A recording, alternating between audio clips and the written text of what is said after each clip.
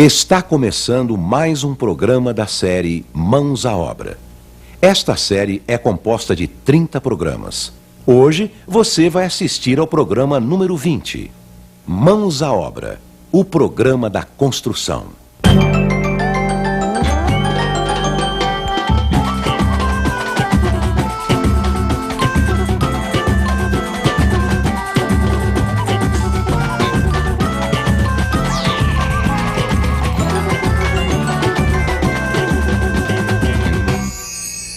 No programa anterior, vimos os vários tipos de escadas.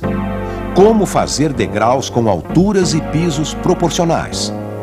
Quais são os materiais mais usados na construção de escadas.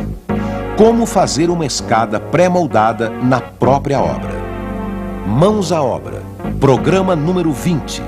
Esquadrias, portas.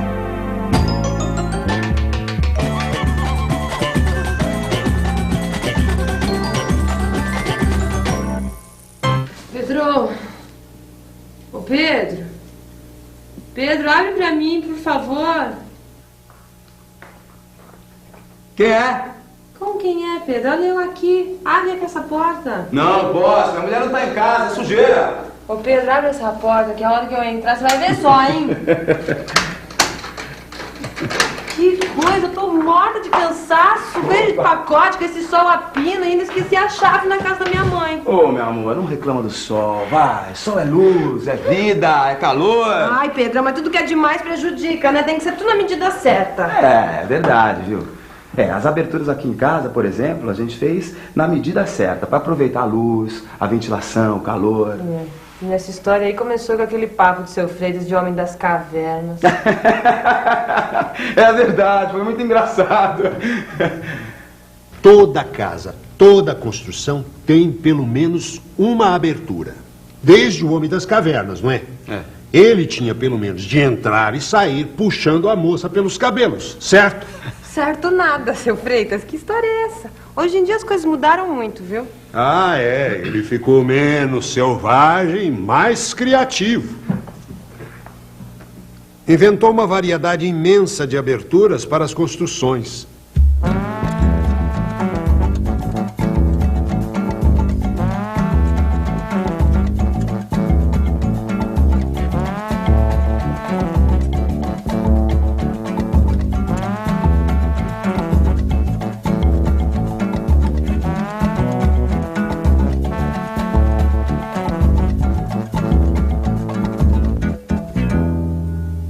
E hoje, nas construções modernas, as aberturas são planejadas para dar o máximo de conforto e proteção para os moradores da casa. Principalmente para aproveitar o sol, né, seu Freitas? Sol é luz, é calor, poxa. O sol elimina germes, bactérias, né, meu amor? Sol é saúde, pô. Certo.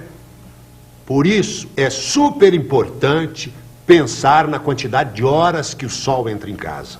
Já pensou dormir num quarto frio e úmido todo dia? Imagina, e quando fica chovendo?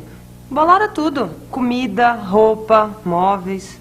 Por essa razão é que é preciso observar o caminho do sol para fazer o projeto da casa. Aqui no Brasil, ele faz um caminho levemente inclinado para o norte. E quanto mais para o sul do país, maior a inclinação. Por isso, a melhor fachada que tem é voltada para o norte. É a mais ensolarada. E a inclinação do sol diminui no verão. Então, outra vantagem é que entra menos sol no verão. A fachada sul é sempre a menos indicada. Na época de chuvas é a que tem mais problemas de umidade e bolor. E no norte do Brasil? Se a inclinação do sol é pequena, a fachada norte pega pouco sol. Pode-se fazer a fachada para leste, pegando o sol da manhã. Ou para oeste, tomando o sol da tarde. O sol da manhã é melhor, o da tarde é muito quente.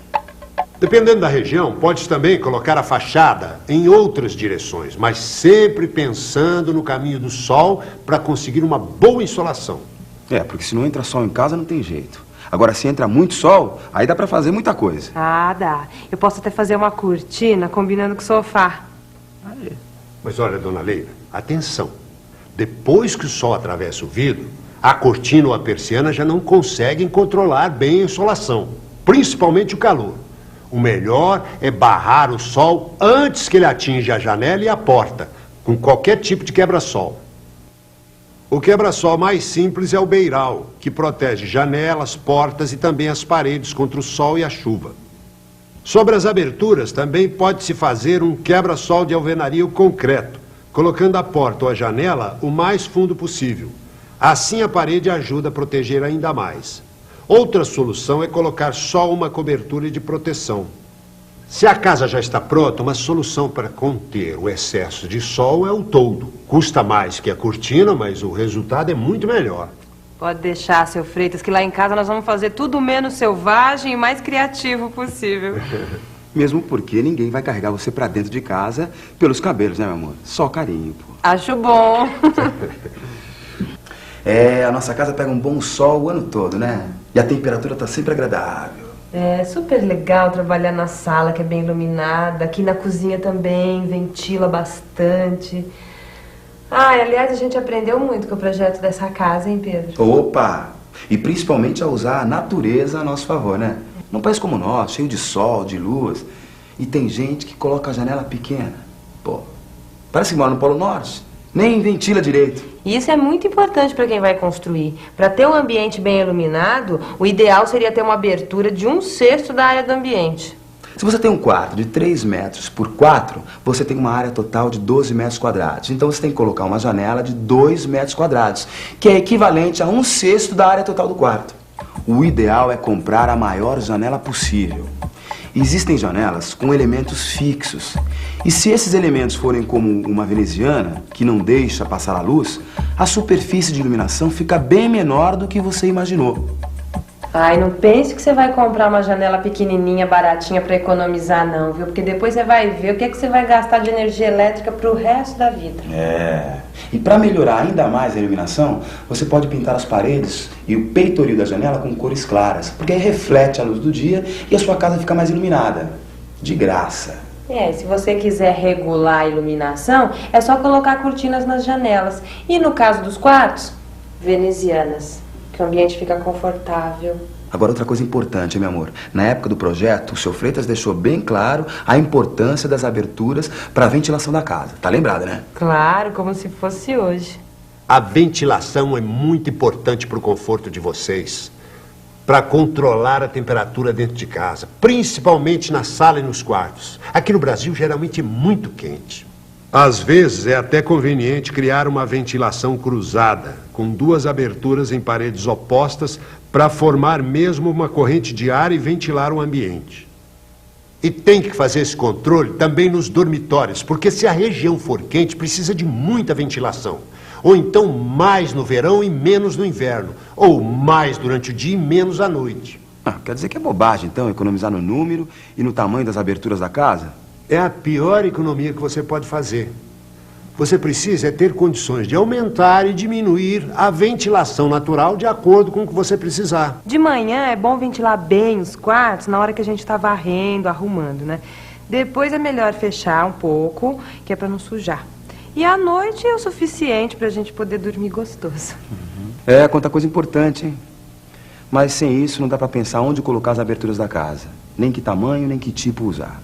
E mais uma, a visão delas, principalmente das janelas, é claro. A visão de dentro para fora e de fora para dentro. E como é que a gente controla isso, hein? Principalmente nos quartos e no banheiro. Tem muitas maneiras. Veneziana nos quartos, cortina na sala, o vidro fosco no banheiro. E se houver um recuo de 4, 5 metros da janela que dá para a rua, dá para construir um muro alto ou plantar uma cerca viva. Isso me lembra também o problema da segurança. Com as portas é mais fácil. Tem fechaduras, trancas. Mas com as janelas, às vezes as grades são muito feias, estragam a casa. Mas hoje já existem esquadrias em que o espaço do vidro é dividido em partes com largura de até 15 centímetros.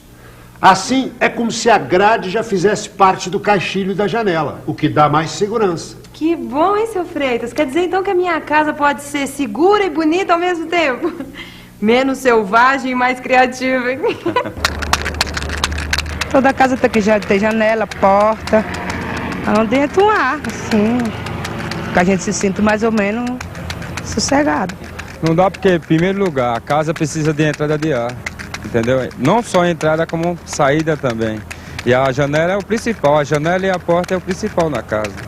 Bom, eu acho que a porta ela tem que ficar, dependendo do cômodo, ela tem que ficar no meio do cômodo, né?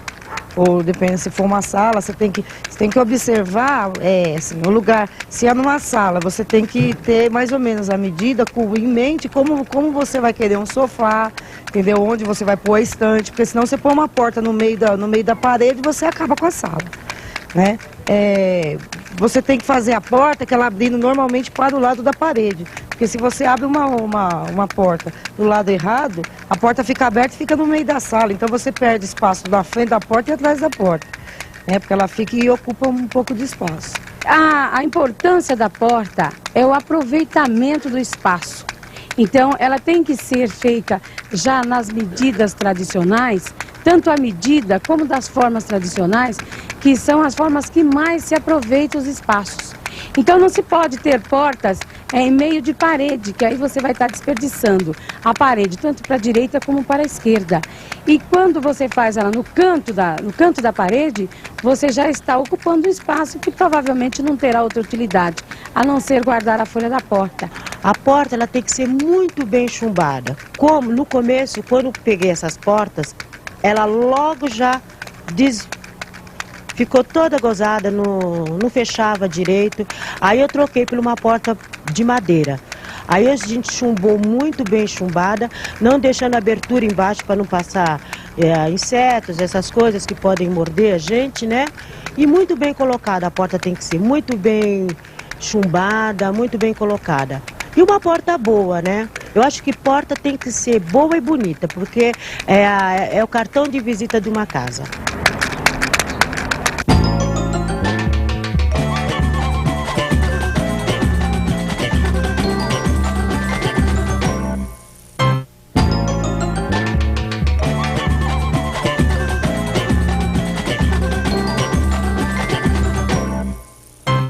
Tem que ser forte, segura e de um bom tamanho, que é pra gente não ter problema na hora de passar os móveis, né, Ah, meu mas amor? não é só isso, Pedro. A porta tem que ser bonita também. Principalmente a porta da frente.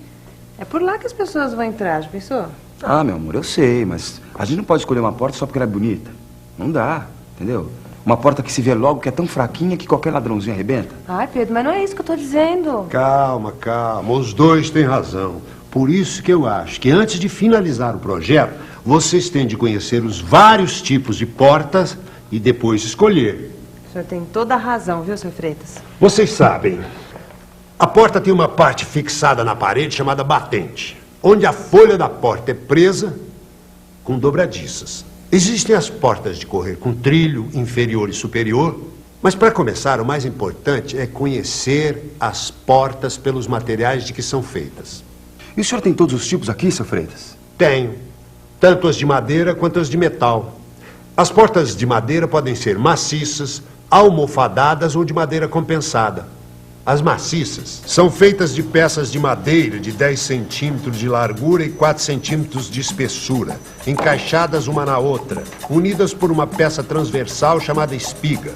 Em alguns lugares são chamadas de portas mexicanas, ou macho e fêmea. São muito resistentes e duráveis, de grande qualidade.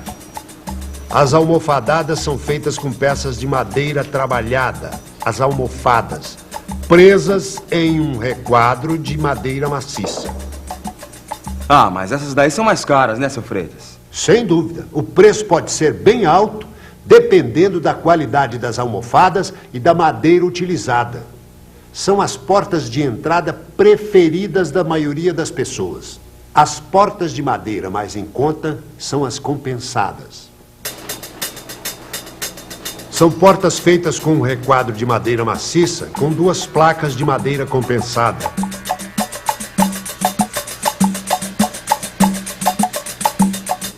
O miolo pode ser feito de várias formas, com uma estrutura de papelão tipo colmeia, sarrafos colocados um ao lado do outro ou raspas de madeira coladas entre si. Essas portas podem ser de grande qualidade, principalmente quando são fabricadas com compensado naval, que é feito com cola à prova d'água. Ah, porta de madeira, se não for de boa qualidade, estraga logo. Quando comprar qualquer peça de madeira, precisa prestar muita atenção com defeitos como empenamentos, descolamentos, rachaduras e principalmente verificar se não tem cupim. Ah, pode deixar, seu Freitas, pode deixar que eu olho mesmo. O senhor sabe, né? Eu não deixo escapar nada. Ah, a gente logo se interessou pelas portas de alumínio, não foi, meu amor? Sempre me disseram que elas são mais seguras e resistentes. Lembra quando a gente conseguiu uns endereços de umas fábricas que a gente foi visitar? Aí a gente viu que as portas metálicas são feitas com cantoneiras, onde se encaixam os vidros. Elas também podem ser feitas em 2 folhas de correr, para vidro e venezianas. E tem as de veneziana fixa, para ventilação permanente. Todos esses tipos podem ser de alumínio ou de ferro. E as de alumínio tem uma vantagem, meu amor. Elas não sofrem corrosão como as de aço. Entende? Você não precisa nem pintar. E além de alumínio natural, elas podem ser feitas em alumínio anodizado, fosco, brilhante, cor de bronze ou preto. E as portas também são vendidas em várias cores. E as portas são fornecidas em várias dimensões. Lembra que o seu Freitas deu um catálogo pra gente que tinha uma tabela? Nós podemos escolher a porta pela largura útil, quer dizer, o espaço livre que ela deixa para passar. E a tabela mostra para cada largura útil a largura da folha da porta, o vão e a altura que ela vai ocupar depois de colocada na parede. Senão, a gente podia ter colocado umas portas que não passava nem a mudança. Principalmente a porta da entrada. Gente, eu já vi porta por aí que não passa nem a geladeira. E a gente caprichou na porta principal, não foi, meu amor? É o cartão de visitas, né? Por onde entram os amigos, os convidados. Essa porta pode ser de madeira, ferro ou alumínio, mas tem que ter 92 centímetros. E tem que ter alguma coisa que dê pra gente ver quem é que está batendo. Senão como é que eu ia deixar você entrar, né? Você vai ver quem vai te bater daqui a pouquinho, viu? Aqui em casa a gente fez tudo certinho. A porta da cozinha também é larga, tem 92 centímetros. Agora, da cozinha pra sala pode ser um pouco menor. A nossa tem 82 centímetros.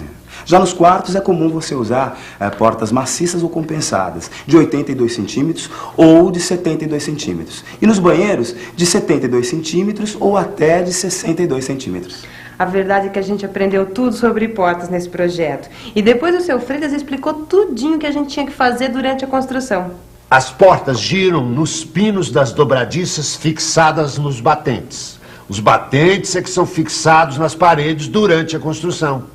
Os batentes de madeira em geral têm 3,5 centímetros de espessura, com um rebaixo de um dos lados para a fixação da folha. Para dar acabamento na junta entre o batente e a alvenaria são usadas as guarnições.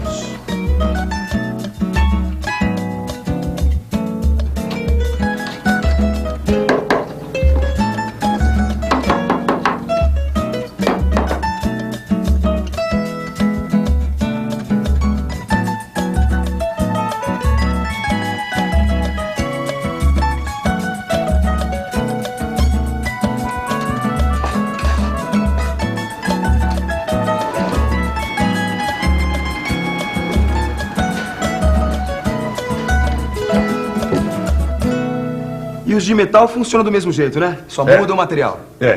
Os batentes de metal são feitos com chapa dobrada de aço ou de perfis de alumínio. Os detalhes variam de acordo com o fabricante, mas geralmente eles têm um encaixe para a porta e detalhes para o acabamento.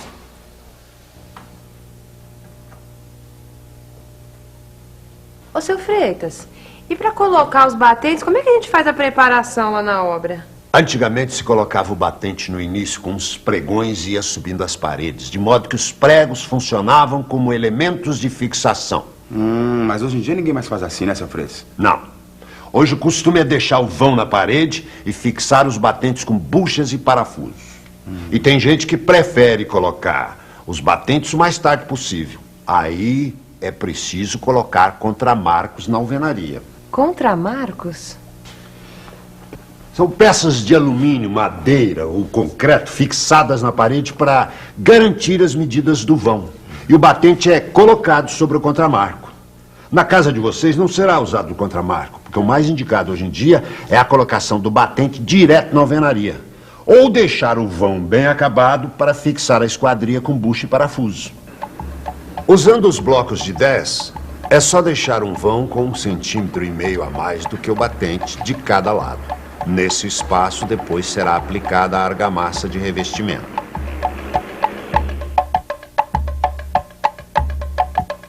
Desse jeito, quando colocar as buchas, elas vão ficar muito mais firmes, garantindo a fixação dos parafusos, evitando problemas para o futuro. E vocês podem colocar uma bucha para cada dobradiça, mais ou menos na mesma altura, de acordo com o número de dobradiças. Em uma porta de 210 centímetros de altura, geralmente são 3 dobradiças.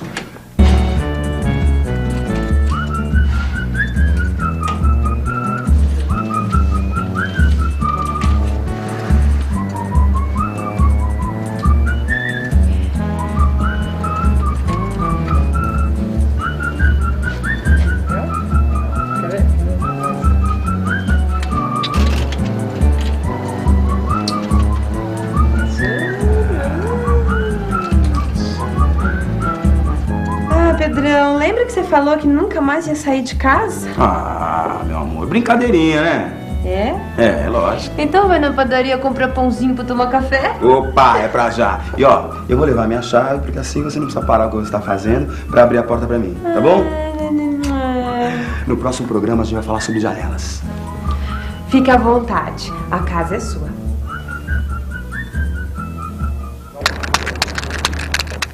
A janela é um dos objetos mais importantes, um dos objetos importantes dentro de uma casa. Como eu fiz uma cozinha agora, então eu pensei delicadamente aonde colocar essa janela, para ter bastante raio solar, né? Bastante sol. Então eu fiquei muito satisfeita aonde eu coloquei, porque fica bem